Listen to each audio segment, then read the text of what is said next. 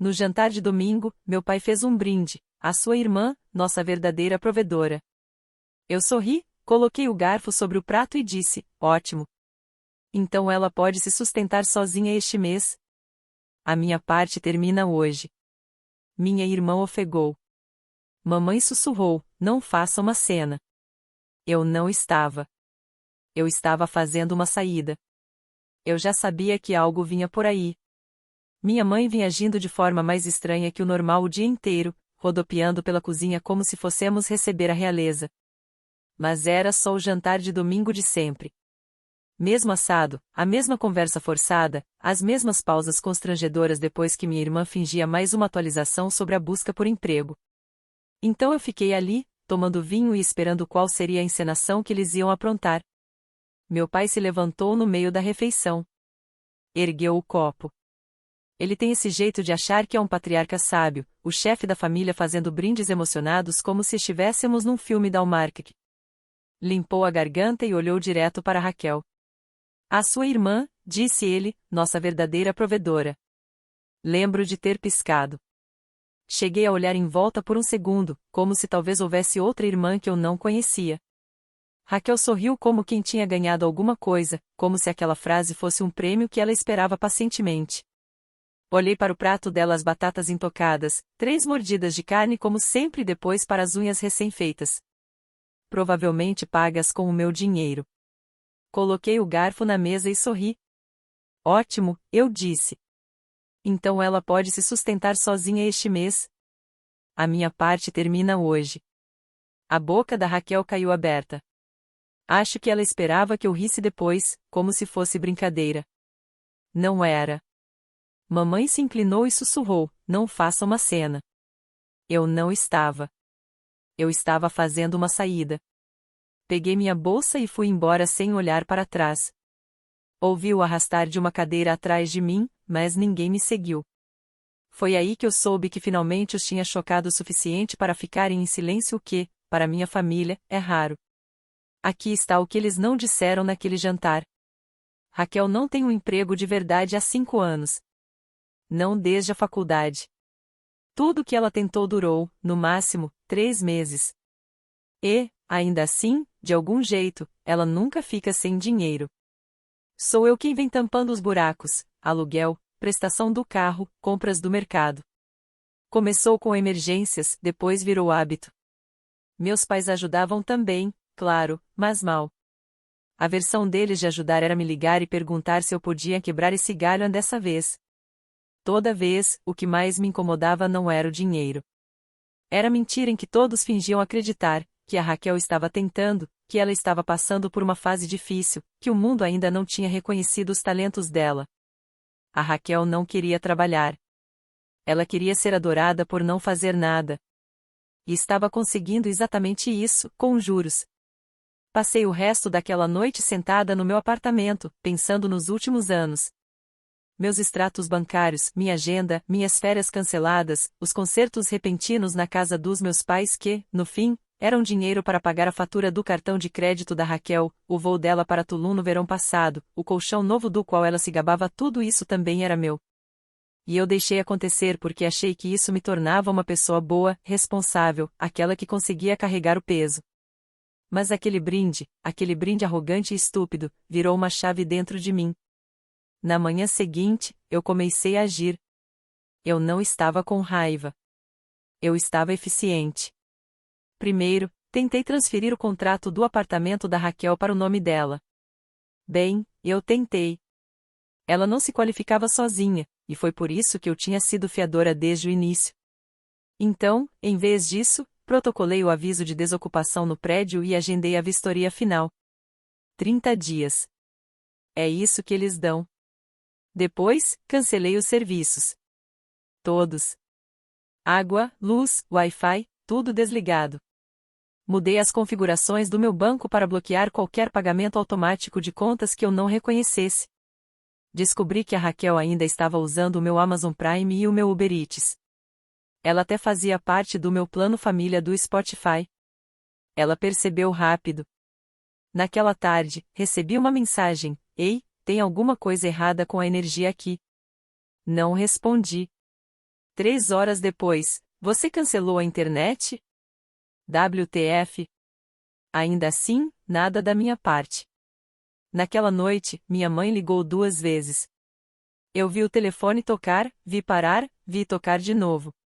No fim da semana, o meu silêncio fazia mais barulho do que qualquer coisa que eu pudesse ter dito. Mas eu estava só começando. A Raquel não entrou em contato de novo depois que a energia acabou. Não diretamente, pelo menos. Ela passou a postar stories enigmáticos no Instagram, telas pretas com legendas como: "Algumas pessoas só te amam quando você é útil." Aquele tipo de coisa feita para pescar simpatia sem citar nomes. Clássico da Raquel. Ela queria se pintar como vítima antes mesmo de eu abrir a boca. Eu deixei. Enquanto isso, meus pais escalaram a situação. Minha mãe deixou um recado fingindo que nada estava errado, perguntando se eu iria à igreja no domingo, como se eu fosse sentar ao lado deles como se tudo estivesse bem. No dia seguinte, ligou de novo, chorando. Soluços de verdade. Disse que eu estava destruindo a família. Meu pai tentou outro caminho. Mandou um e-mail longo, com tópicos em forma de lista, como uma proposta de negócios. Nele, detalhava todas as formas invisíveis pelas quais a Raquel contribuía para a família. Aparentemente, a presença dela tinha valor emocional. Aparentemente, o espírito criativo dela nos inspirava a todos. Eu queria estar brincando. Ele usou expressões como trabalho emocional e contribuições não monetárias, tudo escrito como se fosse fato. Segundo ele, a Raquel era uma provedora porque dava a eles um motivo para continuar acreditando que ela mudaria. A pior parte é que eles realmente acreditavam nisso. Tinham construído toda a narrativa deles em torno da ideia de que a Raquel era especial. Desde crianças, ela era a que tinha potencial. Eu era a que tinha disciplina. Ela era adorada só por existir. Eu era tolerada por produzir. Quando eu tirava notas máximas, diziam que eu era responsável. Quando a Raquel entregava um trabalho de arte pela metade, diziam que ela era talentosa. Quando comprei meu primeiro carro, me pediram para não esfregar na cara de ninguém. Quando a Raquel bateu o dela, disseram que ela estava passando por uma fase difícil. Essa dinâmica não acabou quando crescemos. Ela só ficou mais cara. Uma semana depois do jantar, a Raquel finalmente mandou mensagem de novo. Dessa vez, tentou ser doce. "Oi, eu sei que você está chateada, mas a gente pode conversar?" Não respondi. 1 hora depois, não sei o que eu fiz para merecer isso. Essa me fez rir. Quase digitei uma lista. Mas não. Tive uma ideia melhor. Liguei para o depósito que ela usava. Estava no meu nome. Eu pagava a mensalidade havia quase 2 anos. Era lá que ela guardava os materiais de arte na maioria, tintas ainda fechadas e um monte de móveis meio quebrados. Ela dizia que estava reformando para revender. Cancelei o contrato e avisei que descartassem tudo que ainda estivesse lá se ela não fosse buscar em uma semana. Esperei. 3 dias depois, ela apareceu na minha casa. Sem avisar, tocando o interfone repetidamente como uma criança fazendo birra. Não deixei ela entrar. Ela ficou do lado de fora por uns 20 minutos. Observei da janela enquanto ela andava de um lado para o outro, gritava ao telefone provavelmente ligando para nossos pais e, por fim, foi embora furiosa. Naquela noite, minha mãe ligou de novo. Deixei tocar. Depois, ela me mandou mensagem: "Você está sendo cruel. Família é tudo." Fiquei olhando para a mensagem por um bom tempo. Então respondi: "Então você e o pai podem começar a tratar a Raquel como família, e não como uma rainhazinha frágil que precisa de tributos constantes. Eu estou fora." Dessa vez, de verdade. Ela não respondeu. Alguns dias depois, recebi uma ligação do proprietário do apartamento da Raquel. Aparentemente, ela não estava pagando a parte dela do aluguel. A parte que eu não estava mais cobrindo. Ele estava considerando despejo. Dei uma resposta simples: "Não é problema meu." Foi a primeira vez que disse essas palavras em voz alta. Pareceu respirar ar fresco depois de anos em um quarto abafado. Na terceira semana, tudo começou a desmoronar. Não para mim, para eles. A Raquel ficou quieta. Quietamente suspeita. Nenhuma mensagem, nenhuma chamada perdida, nenhuma desculpa falsa, nenhuma só passando para saber como você está. Foi assim que eu soube que ela estava em queda livre. Ela só desaparecia quando estava envergonhada demais para pedir ajuda diretamente ou quando estava ocupada fabricando uma versão da história em que ela era vítima e eu, a vilã fria e sem coração. Enquanto isso, minha mãe entrou em modo campanha, ligando para parentes distantes, amigos da família, qualquer um que quisesse ouvir. Ela pintou a situação como se eu estivesse passando por alguma coisa. Disse que eu estava sob muito estresse no trabalho, que eu não era mais a mesma ultimamente. A ironia de ela culpar a minha carreira, a mesma carreira que eles exploraram por anos, não passou despercebida por mim. Minha prima Gena me mandou um print de uma postagem que minha mãe fez no Facebook. Apenas uma foto da Raquel sentada no quintal deles, com uma xícara de chá, e uma legenda qualquer sobre manter os filhos por perto, não importa o que. Eu nem reagi. Tinha passado anos explicando, anos me justificando. Eu tinha terminado de escrever notas de rodapé para os meus limites. Naquela mesma semana, recebi um e-mail de uma administradora de imóveis. Aparentemente, a Raquel tinha me listado como referência em um pedido de aluguel. Ousadia pura. Eles pediam verificação do emprego e da renda dela. Respondi: não posso verificar nada. Ela não está empregada e não tenho nenhuma ligação financeira com ela. Ela não conseguiu o imóvel. Foi aí que o colapso ficou público. Raquel postou uma sequência de 7 stories no Instagram, fundo preto, texto branco, falando sobre como as pessoas em quem você mais confia são as primeiras a te abandonar. Era vago o suficiente para preservar a dignidade dela, mas detalhado bastante para todo mundo saber que era sobre mim. O quinto slide foi o golpe final, algo sobre ser forçada a recomeçar do zero por causa de uma traição. Quase fiquei impressionada. Ela conseguiu transformar consequências financeiras em abuso emocional. Mas o que realmente colocou tudo em movimento foi o carro. Raquel já não tinha um. O que ela vinha usando era tecnicamente o segundo carro do meu pai, que ela tinha emprestado por tempo indeterminado. 2 dias depois de voltar a morar com eles, ela deu ré e acertou uma caixa de correio. O vizinho ameaçou registrar ocorrência. Não havia seguro. Raquel nem tinha atualizado o documento, então uma multa de outra cidade já tinha acumulado juros. Meu pai ficou furioso. Não que ele fosse gritar com ela diretamente. Em vez disso, me ligou e deixou um recado na caixa postal dizendo: o acidente da sua irmã vai nos custar milhares, Emily. A gente não consegue bancar isso agora. Acho que seria bom para a família se você ajudasse. Eu ri. Ri em voz alta. Que cara de pau.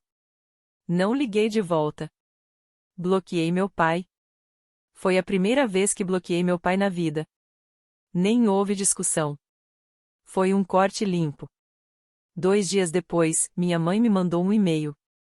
Sem cumprimento, sem rodeios. Estamos fazendo o nosso melhor. A Raquel está tentando. Você já deixou seu ponto claro. Podemos seguir em frente? Fiquei olhando para o e-mail por 1 minuto inteiro e depois arquivei. Eles não entenderam. Ainda achavam que isso era um chilique, uma birra pela qual eu acabaria pedindo desculpas. Achavam que, se esperassem tempo suficiente, eu voltaria ao normal. O problema é que isso agora era o normal. Pela primeira vez em anos, eu não estava cansada. Não estava estressada, no vermelho ou esticada até o limite. Eu estava bem. Melhor do que bem. A Raquel não. No dia seguinte ao e-mail, recebi uma mensagem do ex dela, Eva. Não nos falávamos havia quase 1 ano, mas ele entrou em contato com uma única frase: ela está bem? Aparentemente, a Raquel tinha aparecido na casa dele chorando, dizendo que não tinha para onde ir. Alegou que eu tinha arruinado a vida dela. Ela disse que eu tinha cortado ajuda sem aviso e sabotado as chances dela de seguir em frente. Ele perguntou se isso era verdade. Eu disse que ele podia acreditar no que quisesse, mas que eu tinha acabado de me explicar para pessoas que só me procuravam quando a Raquel aparecia em frangalhos. Ele respondeu: imaginei. Só quis conferir. A casa já estava começando a sentir isso também. No fim de semana seguinte, minha prima Gena visitou meus pais e depois me mandou mensagem: ela está tratando o lugar como um hotel. Acho que sua mãe está começando a quebrar. Não pedi detalhes. Não precisava. Eu sabia o que estava acontecendo. A Raquel já não era mais anfofa. Não quando batia portas e culpava todo mundo. Não quando devorava as compras do mercado, pedia carona, tomava banhos de 2 horas e, ainda assim, continuava se recuperando de tudo que a vida tinha feito com ela. Era só uma questão de tempo. Todos tinham construído um castelo para ela, e agora ela estava incendiando os móveis. Eu me recostei e observei a fumaça subir. Na 4ª semana, eu já estava ouvindo coisas vindas de pessoas com quem não falava havia anos. Aparentemente, a Raquel tinha começado a ligar para todo mundo, amigos antigos, colegas de escola, até uma garota para quem ela já tinha sido babá. Contava que tinha sido temporariamente desalojada e que estava recomeçando depois de uma traição. Essa frase aparecia o tempo todo depois de uma traição como se ela fosse uma refugiada de guerra. Não me surpreendeu. Ela sempre foi boa em reescrever a história. O que me surpreendeu foi quem apareceu no meu escritório. Era uma 4ª-feira à tarde. Eu estava em reunião quando a recepção me avisou que uma tal de Marissa estava esperando.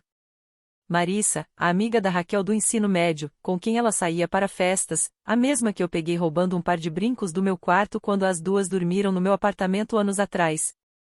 Eu não a havia desde então. Saí da sala já irritada. Ela sorriu como se fôssemos velhas amigas e pediu para conversar em particular. Sentou-se à minha frente na copa e tirou um papel da bolsa. Era um resumo de uma campanha no GoFundMe para Raquel. Marissa disse que a Raquel não estava comendo, que estava lutando para se manter, que a família tinha cortado apoio emocional e financeiro. Então ela se inclinou e disse as palavras que me fizeram piscar: ela me contou que você está tendo um colapso. É por isso que você está agindo assim? Fiquei olhando para ela. A Raquel não tinha só me pintado como fria.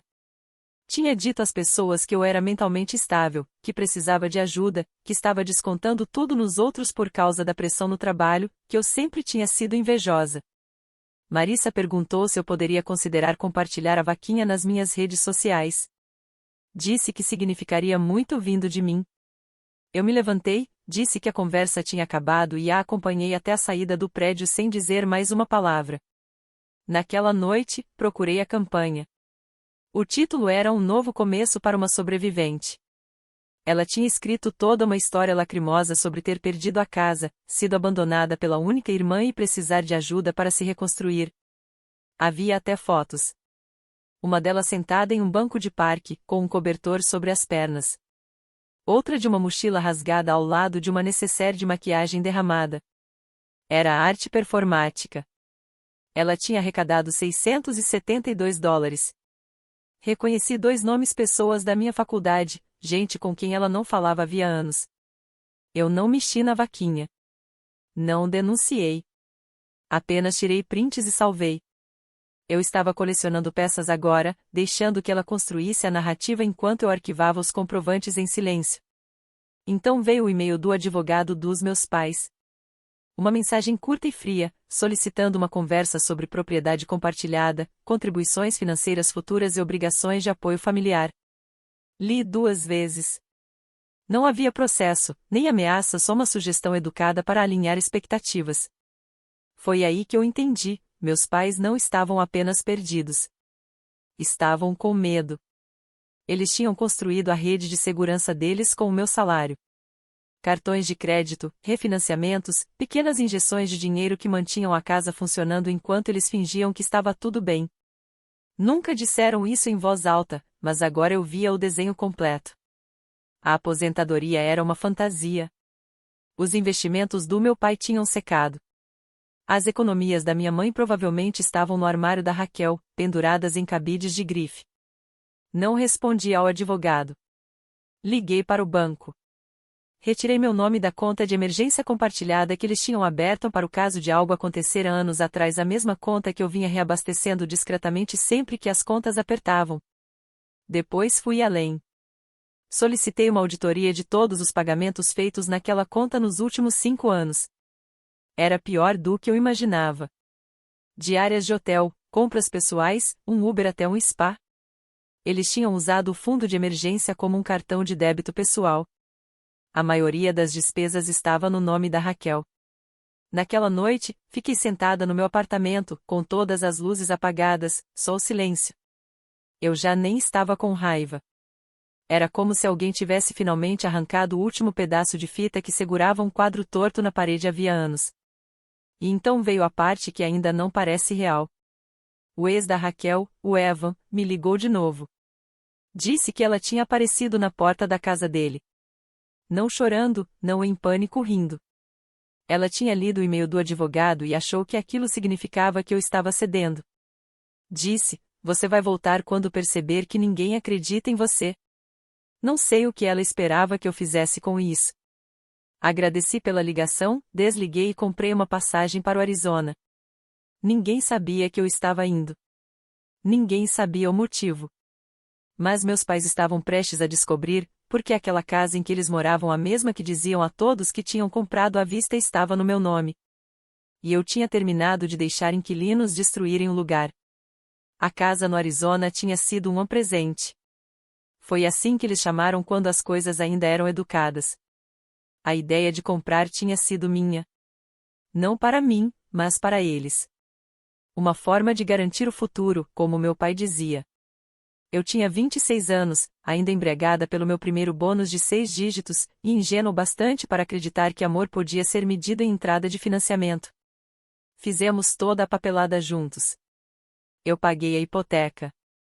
Eles ficariam responsáveis pelos impostos e pela manutenção.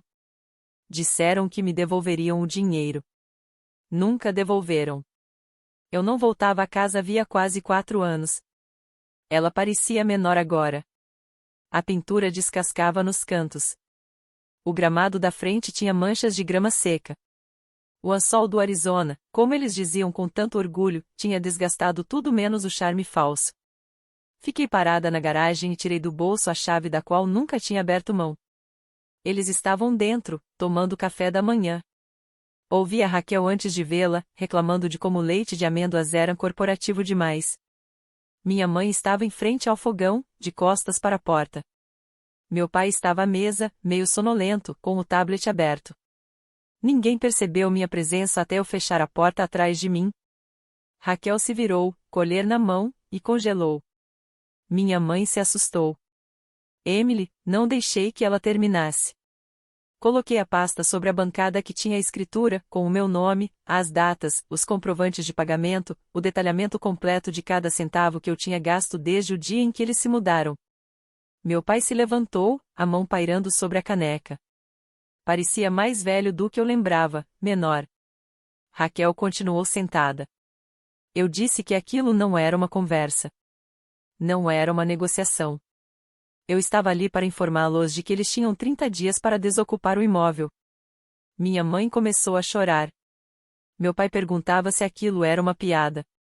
Raquel apenas riu e disse: "Você não faria isso." Olhei para ela e respondi: "Eu já fiz." Foi então que ela se levantou, jogou a colher na pia e saiu pelo corredor furiosa, como se ainda tivesse 13 anos. Ouvi uma porta bater.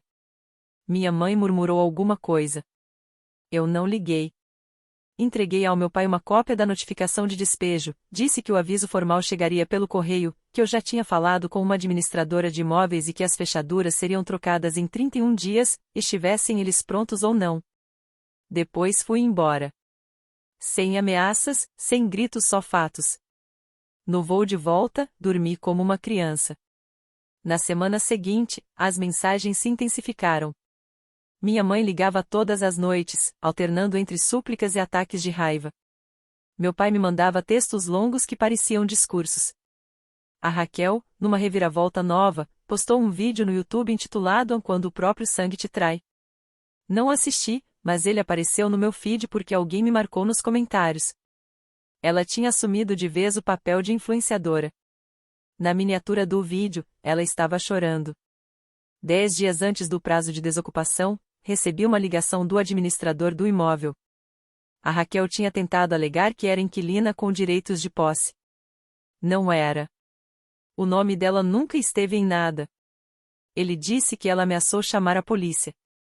Eu mandei deixar chamar. estava tudo dentro da lei. Alguns dias depois, uma amiga do ensino médio me mandou mensagem. Disse que a Raquel tinha começado a mandar demais para pessoas que conhecíamos, me acusando de abuso contra idosos.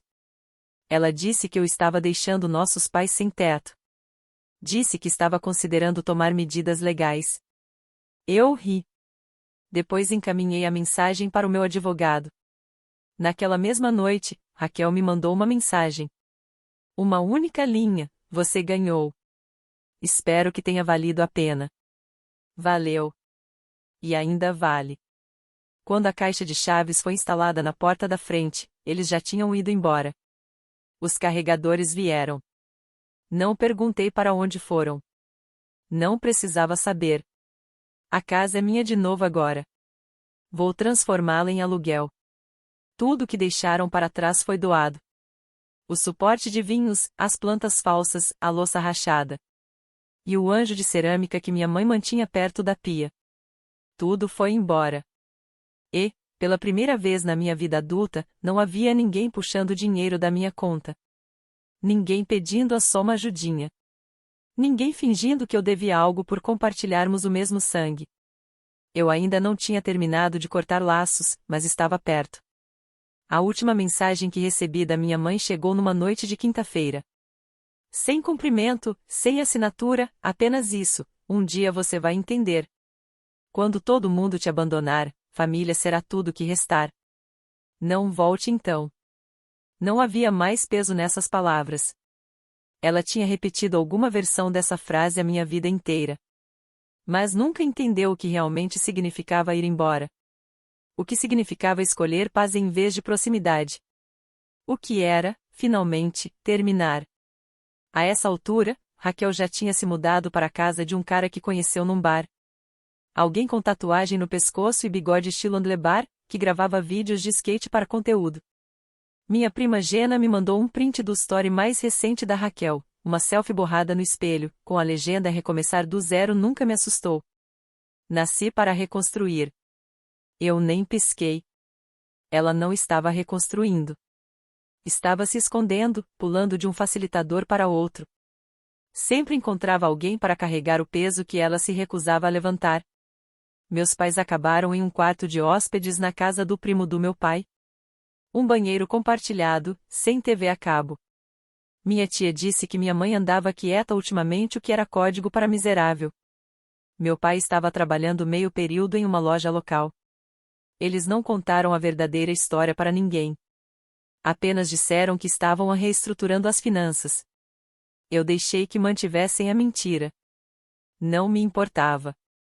O que me importava era o meu silêncio. O quanto ele tinha se tornado poderoso. Eles não conseguiam fazer chantagem emocional com ele. Não conseguiam manipulá-lo. Não conseguiam torcê-lo para parecer egoísmo ou drama. Era só silêncio. Permanente, intocável, limpo. No mês seguinte, terminei de cortar os fios. Troquei de número de telefone, criei novas contas. Mudei os contatos de emergência no trabalho. Removi todos os logins antigos que ainda nos conectavam de serviços de streaming ao armazenamento em nuvem, até aquela conta de companhia aérea que todos nós usávamos. Apaguei até as fotos antigas de família das minhas redes sociais. Não por amargura, mas por clareza. Eles não representavam mais nada. Eram como fotogramas de um filme no qual eu já não queria mais ser escalada. As únicas pessoas que tinham meu novo número eram aquelas que nunca me pediram nada que eu não quisesse dar. Não houve confrontos finais, nem áudios gritados, apenas um eco que foi desaparecendo aos poucos. Numa noite, a Gena e eu saímos para beber alguma coisa, e ela me olhou do outro lado da mesa e disse: "Você realmente fez isso, né?" Perguntei o que ela queria dizer. "Você cortou todo mundo." "Todos." "De vez." Eu assenti. Não expliquei. Ela não pediu explicação. A verdade é que eu não acompanho. Não fico curiosa. Não me preocupo mais com a Raquel. Não me sinto responsável pelo que acontece com aquele castelo de cartas agora que não sou mais eu quem o sustenta. Talvez um dia algum deles tente de novo. Envie uma carta, um correio de voz, um pedido de desculpas verdadeiro ou não. Talvez esperem algum grande acontecimento achando que é aí que eu vou ceder. Um aniversário, uma morte. Vão esperar muito. Porque, como eu disse e quis dizer, eu não quero contato. Não em 6 meses. Não em 5 anos. Não quando a Raquel finalmente ficar sem pessoas para usar. Não quando minha mãe precisar de alguém para levá-la às consultas. Não quando meu pai quiser me sentar para uma conversa sobre como tudo chegou a esse ponto. Eu não estou mais com raiva. Mas eu terminei. E, se algum dia eles aparecerem à minha porta outra vez, ela não estará trancada por maldade. Estará trancada porque eu já fui embora e não vou voltar.